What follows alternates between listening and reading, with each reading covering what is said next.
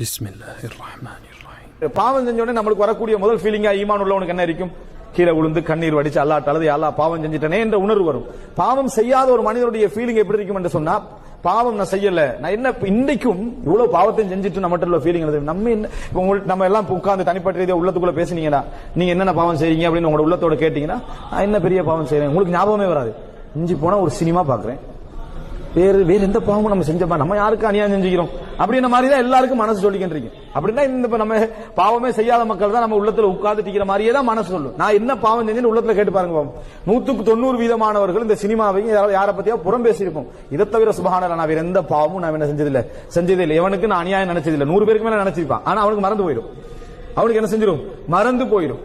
இந்த மாதிரியான மனநிலை தான் நிறைய பாவம் நினைச்ச உடனே நான் எவ்வளவு பாவம் செஞ்சுக்கிறேன் நிறைய பேருக்கு ஞாபகமே வருது இல்ல.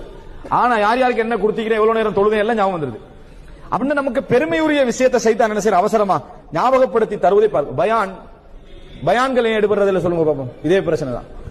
எங்கேயாவது ஒரு பயான் நடத்த நல்ல பணிவோடு வாழ வேண்டும் என்று சொன்ன உடனே பக்கத்தில் உள்ளவனை பாக்குறது என்னது, இவனுக்கு தான் நேரடி பயான். யாருக்கு? இந்த பக்கத்தில் உள்ளவனுக்கு தான் பயான் அப்படியே நினைக்கிறது. இதனாலதான் எல்லாரும் பக்கத்தில் உள்ளவனை பாக்குறதால யாருக்கும் எடுபடுறது இல்லை. யாரும் நம்மளே பார்க்கலையே. யாரு எல்லாரும் என்ன சொன்னா, இது இவருக்கு தான், இது முன்னாள் உள்ளவருக்கு, இது பின்னால் உள்ளவருக்கு, இது அவருக்கு. நம்ம அப்படி இருந்தது இல்லையே. நல்ல காலம் இவரை கூட்டிட்டு வந்தேனா, ஏன்னா அவருக்கு தான் அந்த பயம். அப்படி என்று எல்லாரையும் நினைச்சதுனால யாருக்கும் எடுபடுறது இல்லையே. எல்லாரும் மத்தவனை தான் நினைச்சுக்கிறோம். அப்ப என்ன நமக்குரிய பகுதி நம்ம அதிகரிச்சுக் கொள்ளணும், குறைச்சிக் கொள்ளணும், மாற்றிக்கொள்ளணும், திருத்திக் கொள்ளணும் என்ற விஷயங்கள் இதுல இருக்குது அப்படின்னு நம்ம நினைக்காதனால பெருமை. அப்ப பாருங்க, பெருமை எவ்வளவு பெரிய ஒரு திரை, பெருமை எவ்வளவு பெரிய ஒரு திரை என்று பாருங்க.